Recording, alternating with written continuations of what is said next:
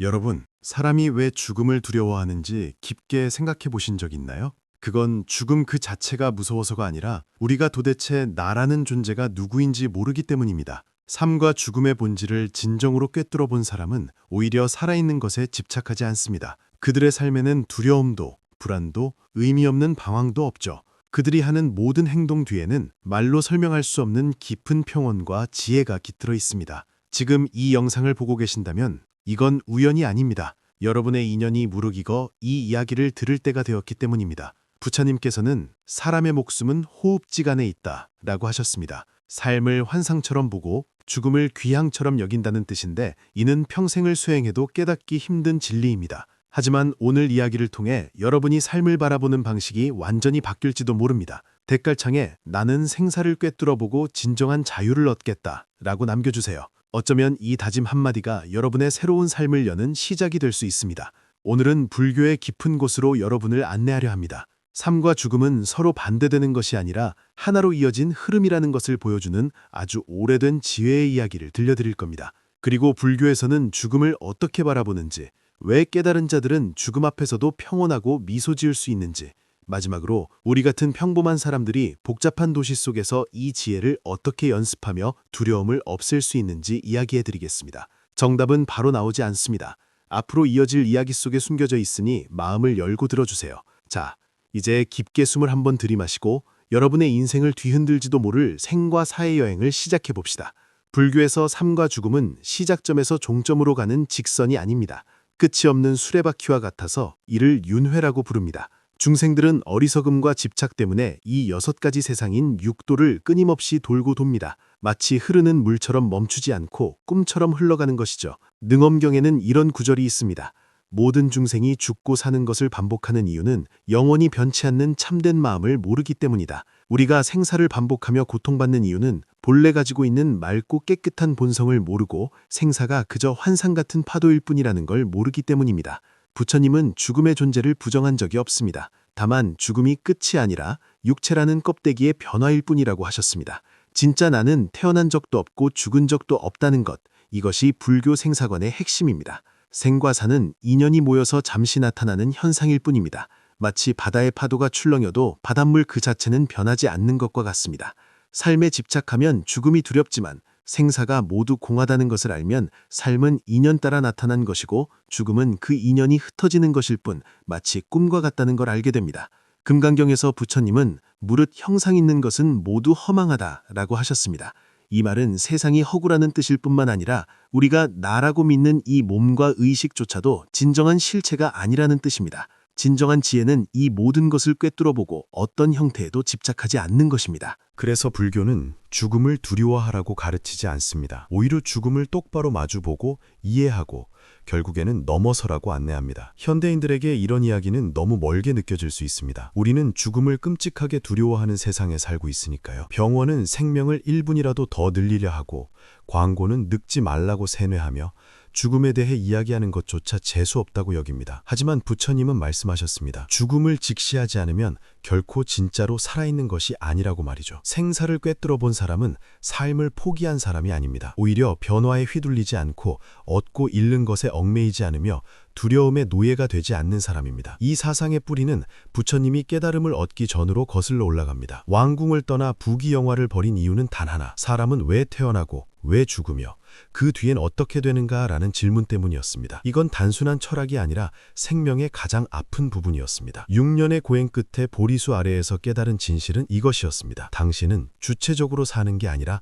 그저 사라짐을 당하고 있다. 이것을 깨달아야만 진정으로 자유로운 삶을 얻을 수 있습니다. 이런 각성은 어느 날 갑자기 찾아오지 않습니다. 대개는 어떤 이야기, 듣는 순간 침묵하게 만들고 오랫동안 잊히지 않는 이야기에서 시작되곤 합니다. 이제 불교 경전에 전해지는 한 가지 실화를 들려드리겠습니다. 이 이야기는 우리가 가진 죽음에 대한 착각과 도피를 비추는 거울과 같습니다. 어쩌면 이 이야기 속 장면이 여러분이 찾는 답의 시작일지도 모릅니다. 기원전 500년경 사위성 외곽에 저주받은 듯한 마을이 하나 있었습니다. 아무도 그곳에 가까이 가려 하지 않았죠. 마을 입구에 끝없이 타오르는 화장터가 있었기 때문입니다. 낮에는 시체 태우는 연기가 유령처럼 나무를 타고 올랐고 밤이면 울음소리와 저주가 섞여 들려왔습니다. 이곳은 평범한 사람들의 거처가 아니라 죽음을 수행하는 숲, 시타림이었습니다. 이 숲에 닐리안이라는 소년이 살았습니다. 그는 마을에도 속하지 못하고 세상에도 속하지 못한 채 부모도 성도 없이 어려서부터 화장터 옆에 살았습니다. 매일 하는 일이라곤 죽은 사람의 뼈를 쓸어 바람에 날리고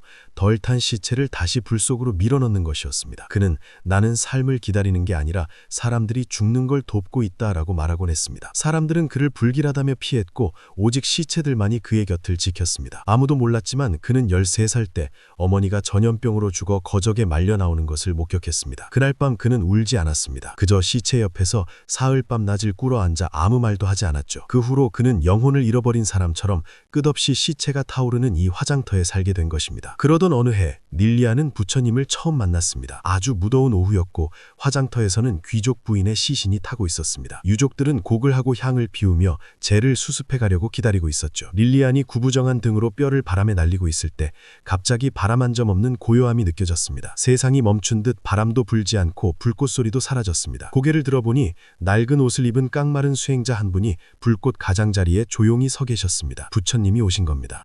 부처님은 한마디 말씀도 없이 불타는 시신을 응시하고 계셨습니다. 마치 먼지가 사라지는 것을 보듯이 말이죠. 닐리안은 긴장했지만 부처님의 눈빛에 사로잡혔습니다. 그 눈빛은 시체를 보는 평범한 눈이 아니었습니다. 불꽃 뒤에 숨겨진 무상함을 꿰뚫어 보는 눈, 두려움도 슬픔도 없이 깊은 깨달음만이 있는 눈이었습니다. 부처님이 닐리안을 보셨습니다. 마치 아주 먼 길을 돌아 다시 만난 듯한 눈빛으로 조용히 물으셨습니다. 너는 매일 죽음과 함께하고 있는데 죽음이 무엇인지 보았느냐? 닐리안은 엉겁결에 대답했습니다. 죽음은 끝입니다. 부처님은 고개를 저으며 타고 있는 뼈를 바라보셨습니다. 죽음은 끝이 아니라 변화다. 너는 불 속에서 끝을 보지만 나는 재 속에서 다시 태어남을 본다. 그 순간 닐리안은 처음으로 깨달았습니다.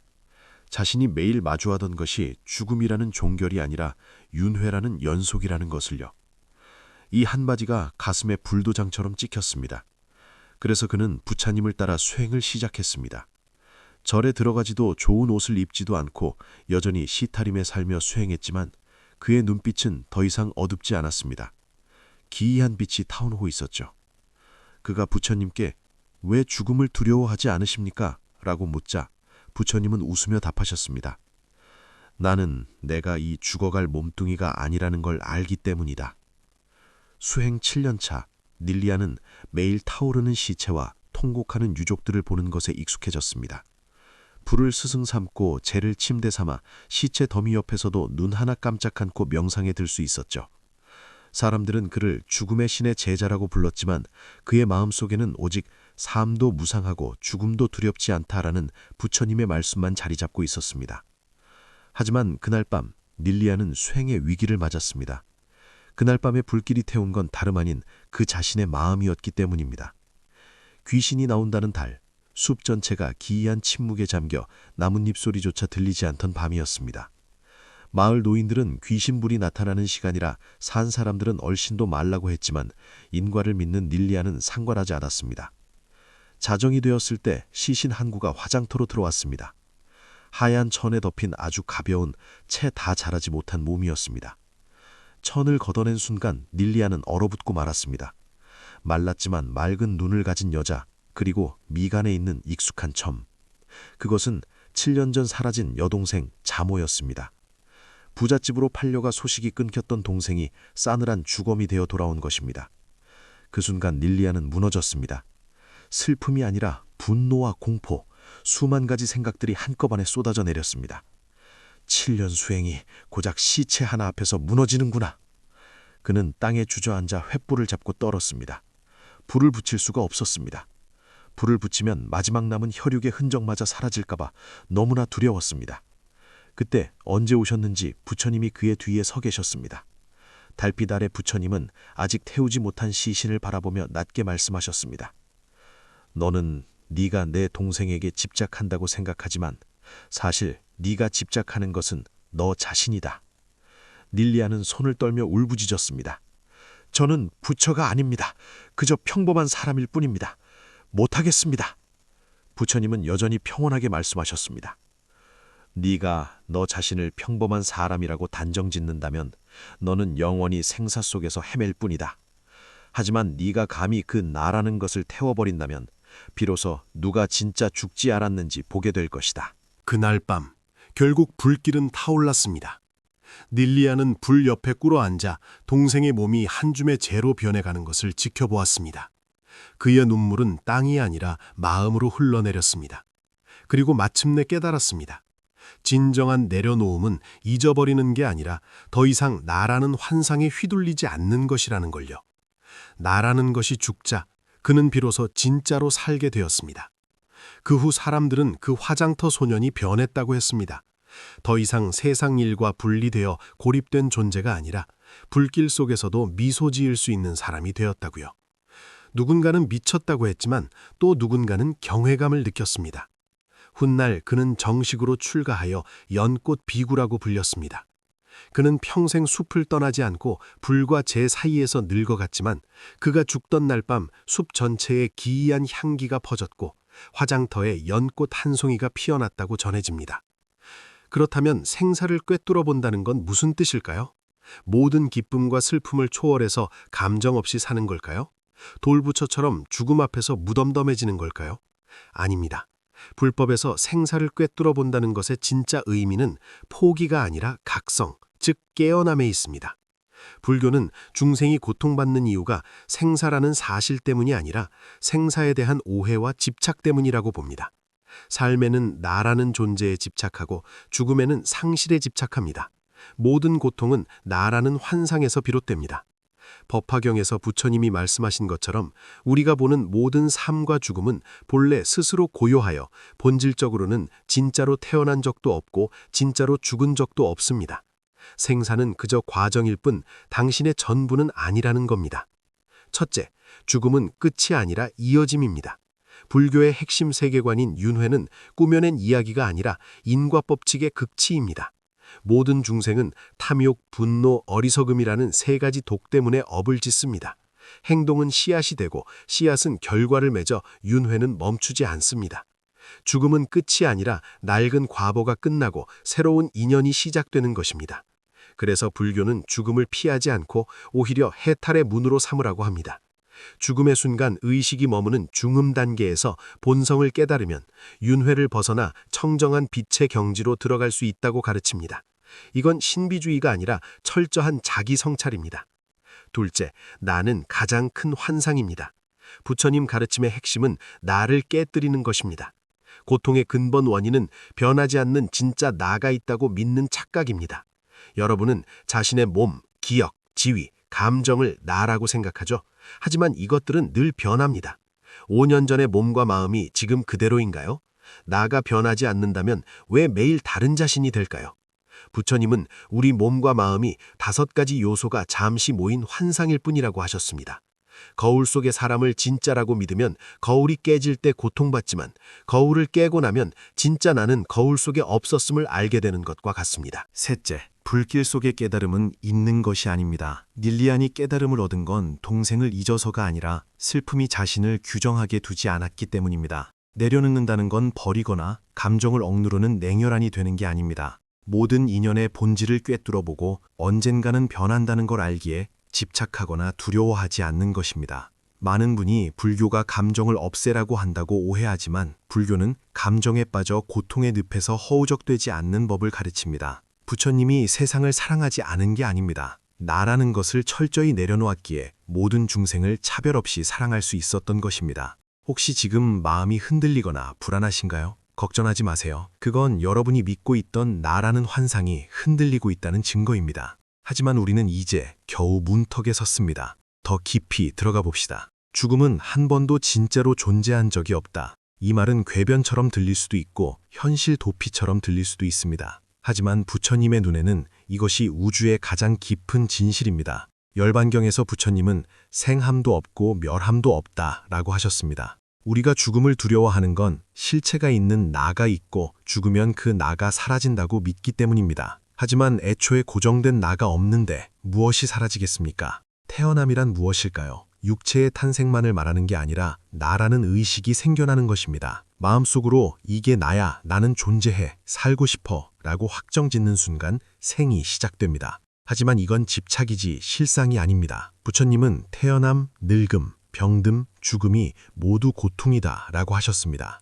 나를 진짜라고 여기니 파괴되는 게 두려운 겁니다. 나가 텅 비어있다는 걸 알면 태어남은 소리 없는 소리 같고 거울 속 그림자처럼 실체가 없음을 알게 됩니다. 그렇다면 멸함, 즉 죽음은 무엇일까요? 제가 되어 사라지는 게 아닙니다. 집착이 꺼지는 것, 나라는 환상이 허공으로 돌아가는 것입니다. 없던 게 되는 게 아니라 본래의 진실한 존재로 돌아가는 것입니다. 반야심경의 불생불멸 불구부정 부증불감이라는 구절처럼 진짜 나는 몸이나 생각에 속하지 않고 마치 하늘과 같습니다. 구름이 모였다 흩어져도 하늘 그 자체는 파괴되지 않는 것처럼 말이죠. 그래서 불교는 죽지 않는 법이 아니라 잘 죽는 법을 가르칩니다. 죽음이 끝이 아니라 환상의 종결이자 진실의 재현임을 알게 하는 것입니다. 제자가 부처님께 왜 다른 사람의 죽음에 슬퍼하지 않으십니까? 라고 묻자 부처님은 나는 그들을 꿈속의 인물처럼 본다. 꿈에서 깨어났는데 왜 슬퍼하겠느냐? 라고 하셨습니다. 꿈속에서 죽었다고 해서 잠에서 깬 뒤에 무서워하나요?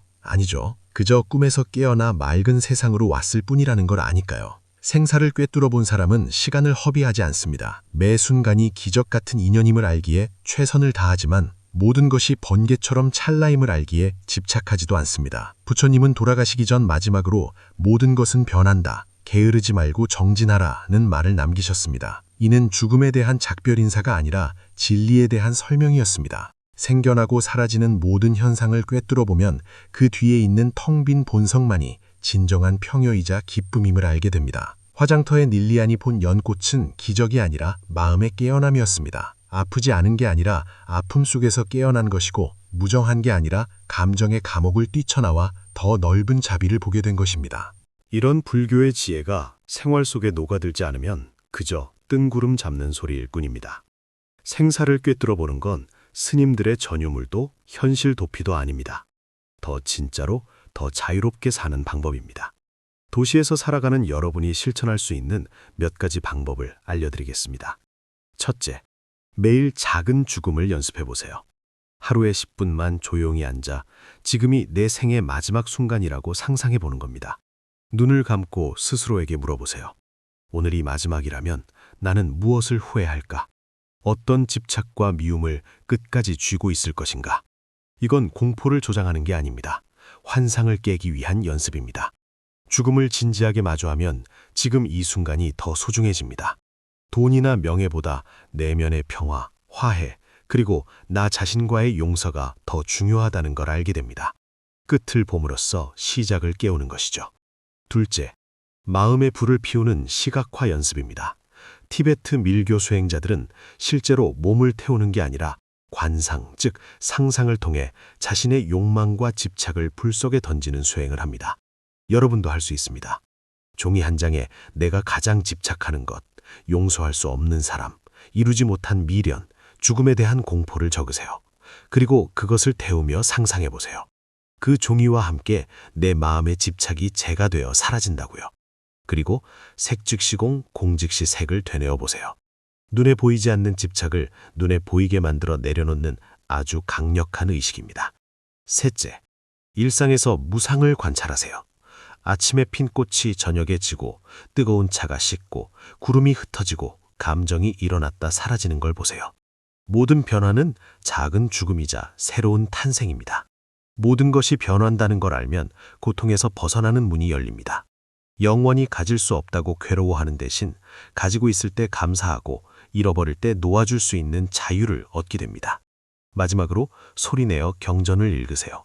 반야심경이나 금강경 같은 경전을 소리내어 읽으면 마음이 안정되고 나라는 집착이 옅어집니다. 특히 오온이 모두 공함을 비추어 보고 모든 고통에서 건뒀다라는 구절은 글자가 아니라 내면을 비추는 거울입니다. 자주 읽고 관찰하면 지혜가 생깁니다. 오해하지 마세요. 생사를 꿰뚫어 본다는 건 삶을 대충 산다는 게 아닙니다. 더 맑은 정신으로 산다는 뜻입니다. 또 수행한다고 해서 무책임하게 모든 걸 내팽개치라는 게 아닙니다. 마음가짐을 바꾸라는 뜻입니다. 그리고 꼭 출가해야만 깨닫는 것도 아닙니다. 여러분이 있는 가정, 직장, 도시가 바로 수행 도량이 될 수 있습니다. 진정한 깨달음은 산속으로 도망치는 게 아니라 복잡한 세상 속에서 지혜의 불을 밝히는 것입니다. 부디 여러분도 마음의 재 속에서 자신만의 연꽃을 피우시길 바랍니다. 여기까지 보셨다면 잠시 침묵하며 눈을 감아보세요. 타오르는 불길, 부처님, 닐리안, 그리고 재 속의 연꽃을 떠올려 보세요. 이 모든 게 오래된 졸꿈 같기도 하고 어쩌면 여러분 삶의 어느 순간 겪었던 진짜 경험 같기도 할 겁니다. 여러분도 상실의 끝자락에서 죽음 뒤엔 뭐가 있을까라고 물어본 적 있지 않나요? 부처님은 중생은 죽음을 두려워하지만 나는 열반을 즐긴다라고 하셨습니다. 죽음을 좋아해서가 아니라 죽음이 적이 아님을 알았기 때문입니다. 진짜 적은 내려놓지 못하는 나 자신입니다. 우리가 죽음을 두려워하는 건 한 번도 제대로 살아본 적이 없기 때문이고 통제하려 드는 건 내려놓는 게 훨씬 가볍다는 걸 모르기 때문입니다.